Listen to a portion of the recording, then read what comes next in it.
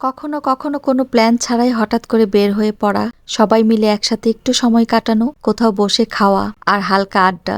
দিনের ব্যস্ততার মাঝে এই ছোট বিরতিটুকুই মনটাকে অন্যরকম শান্তি দেয়। কোনো চাপ নেই, কোনো তাড়া নেই, শুধু বন্ধু বান্ধব বা প্রিয় মানুষগুলোর সাথে কিছু ভালো সময়, ছোট ছোট হাসি, মজার গল্প আর একসাথে থাকার সেই ভালো লাগা। এই জিনিসগুলোই আসলে দিনটাকে স্পেশাল করে দেয়। কেউ হাসিতে মেতে আছে, কেউ গল্পে ডুবে আছে, আবার কেউ শুধু চারপাশটা চুপচাপ উপভোগ করছে। আমরা হয়তো খুব বড় কিছু করছি না, কিন্তু এই মুহূর্তগুলোই একদিন অনেক বেশি দামি হয়ে যাবে।